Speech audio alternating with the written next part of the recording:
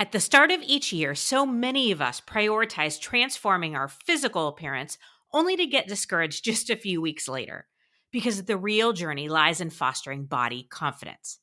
It's time to shift our focus from just external changes to cultivating a deeper, more empowered relationship with our own bodies, which is one of the many reasons I've partnered with the BodCon to bring you an expert led course full of proven strategies, tools, and techniques that will unlock your body confidence.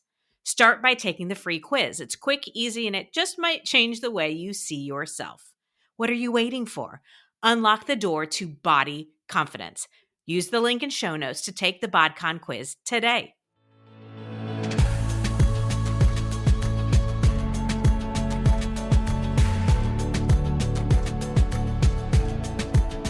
I am Nicole Khalil, and as we release this episode of This Is Woman's Work, we're about 3 weeks into the new year.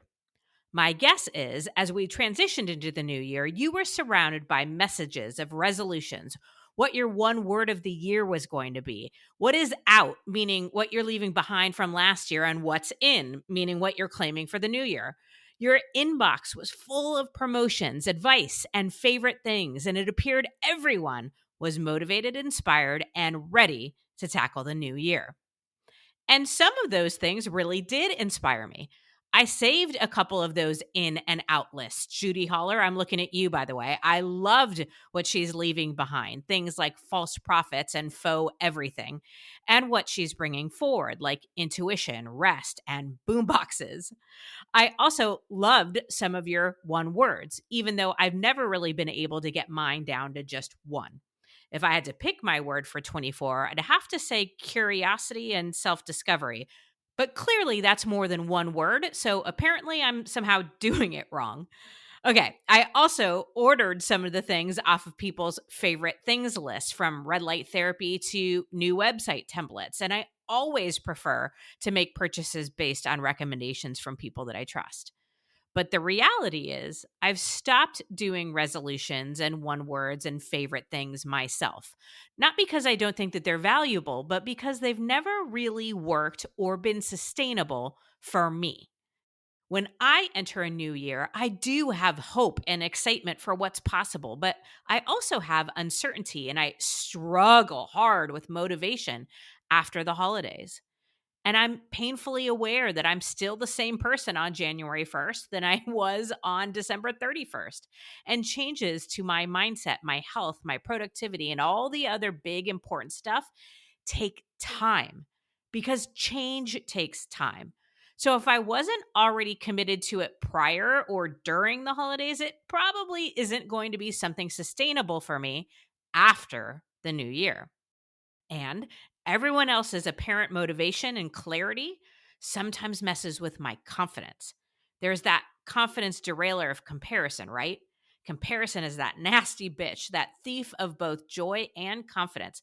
So it's imperative for all of us to notice when we get sucked into it. So ultimately, here's my question: how are your resolutions going? How is your one word inspiring action or change today? Because this does work for a segment of people. And I'm hoping this serves as a reminder a few weeks in to support you on those things that mattered to you so much when you committed to them, so that it doesn't become something that goes by the wayside. Stay committed to what matters most to you. Remember, keeping your commitments to yourself is a confidence builder.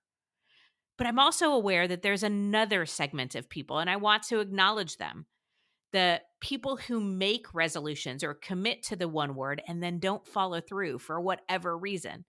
And my concern is less about the fact that you don't follow through and more about the beat up, guilt, and shame that often comes along with it.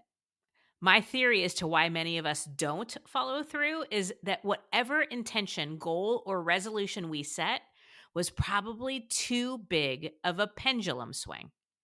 Examples of this could be going from all or nothing to all. Like, I'm eating all the cheese to I'm cutting out all the dairy. Or I haven't worked out in months, but now I'm going to work out an hour every single day. Going from one extreme to another rarely works because it's not sustainable. I worry that we've become too focused on extremes in our society that we've forgotten how to live in the middle, which is ultimately where the pendulum lands. And let's be real, moderation doesn't sell. What sells is telling people that things are either good or they're bad, that there's a right way to live and a wrong way. There's success and there's failure. But the reality is, we don't live in a world of opposites or extremes in most cases. I think we live in a world of pendulum swings and paradoxes. And I'm going to give you some examples, but before I do, let me share that I typically try to have a fully baked topic or a complete thought before I hit record. But in the spirit of curiosity, I'm coming to you today with half baked thoughts. So, with some noodling and some thinking out loud about these pendulum swings and paradoxes. And my hope, and really my only goal, is that it has you doing some noodling too. Okay, so as I mentioned, I have been inspired by other people's commitments, and one that I'm often most curious about at the beginning of each year falls into what I will call the detox category. Whether it's following a certain diet or eliminating things like sugar, dairy, or alcohol, I can completely relate to and understand the desire for a physical reset. By January 1st, I desperately want to go back to eating healthy and need to eat vegetables that aren't part of any dip.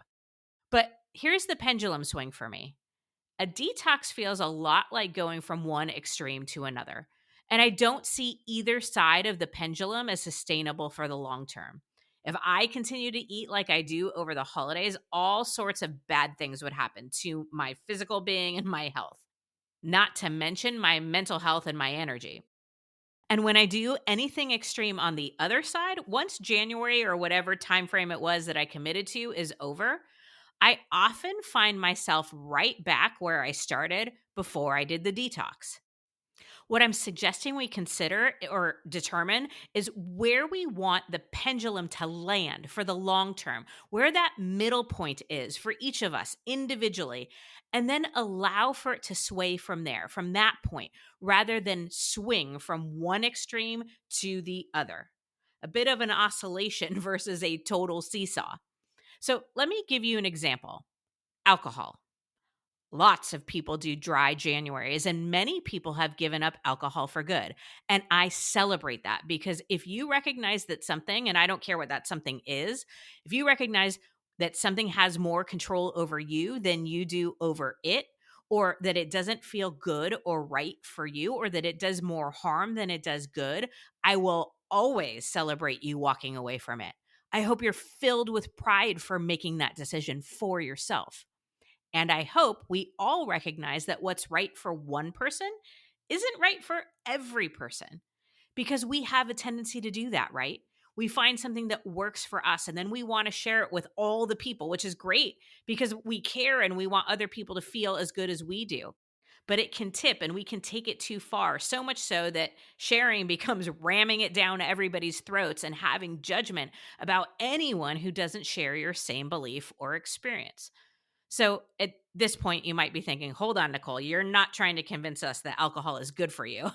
No, I am not trying to.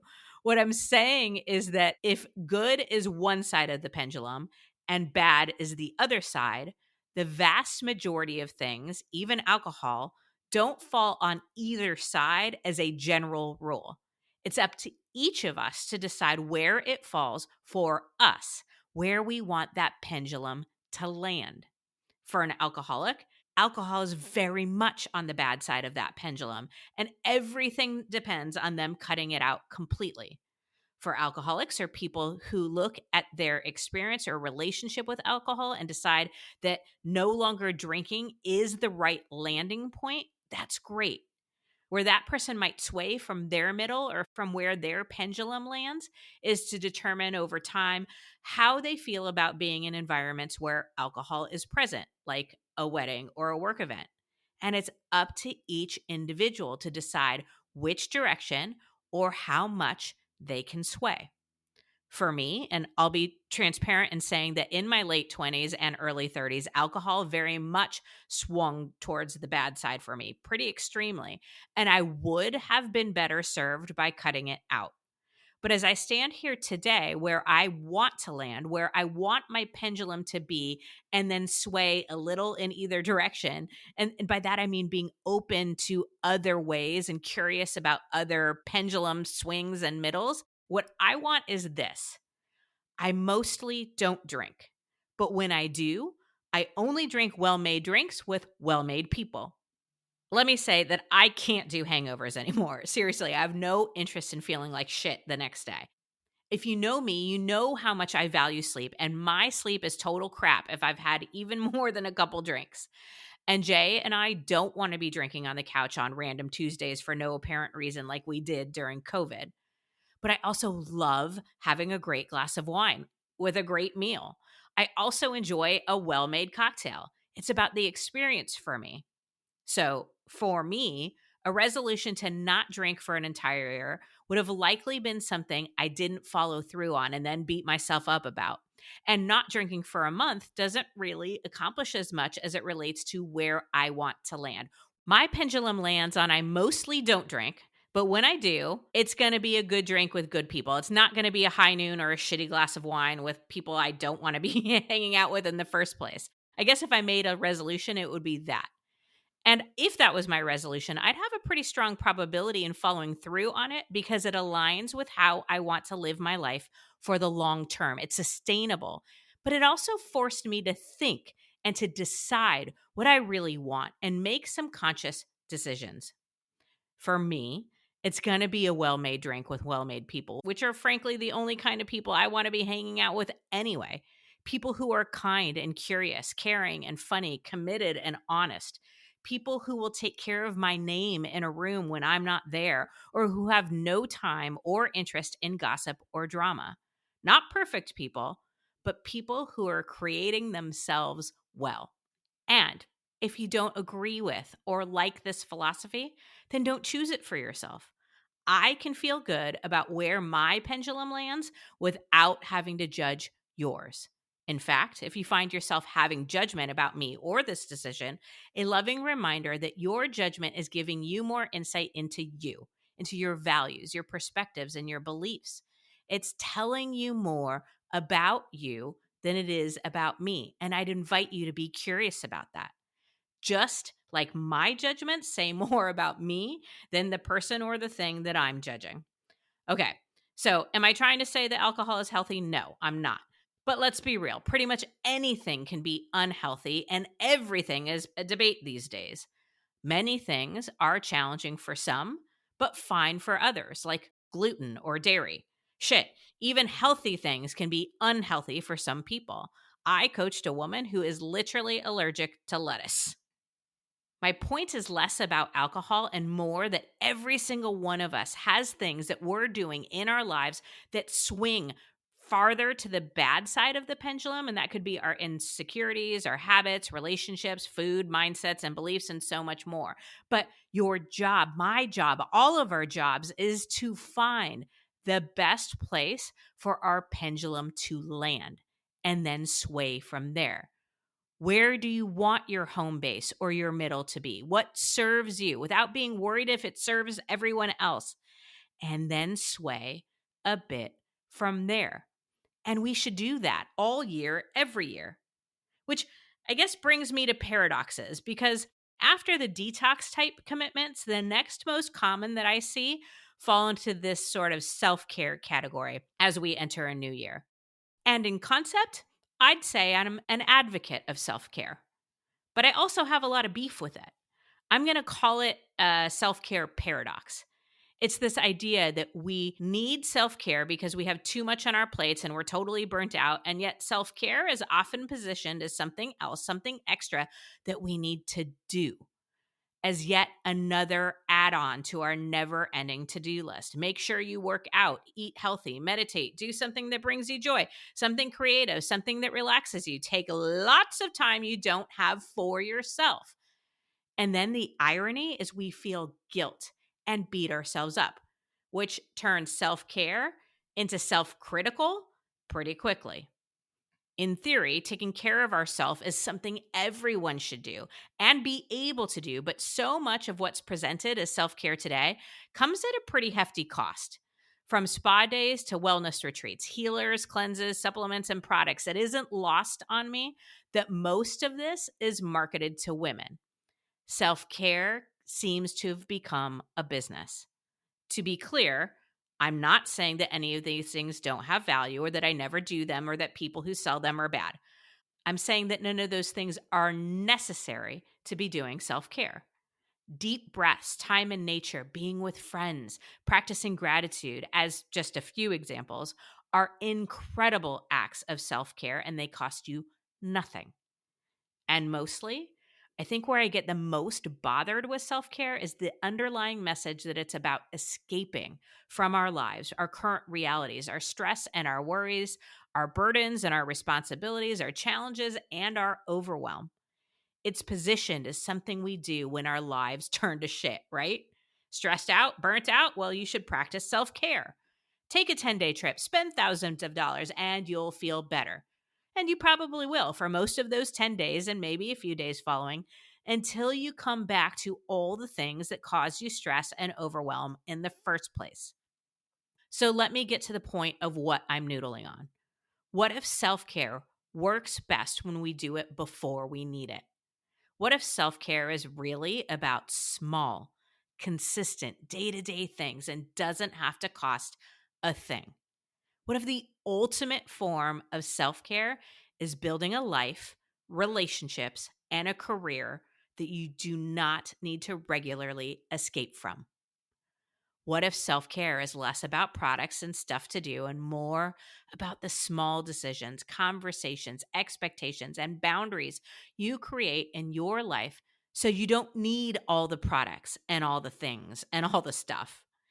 And then you can take a 10-day trip and spend thousands of dollars if you want to, but you'll actually enjoy, be present, and experience it rather than spending that time escaping or recovering. Sometimes life throws us some nasty curveballs, and maybe it's then that we need to approach self care from a reactive place. But in the meantime, what if the paradox to beat all paradoxes is practicing self care in small and consistent ways in your day to day decisions with who you choose to surround yourself with and what you choose to say yes to and what you choose to invest in and how often you say no and prioritizing feeling proud of yourself over pleasing others? What if practicing self care eliminates the need for self care? At least in that sort of reactive, privileged, desperate way that we've been exposed to so much lately.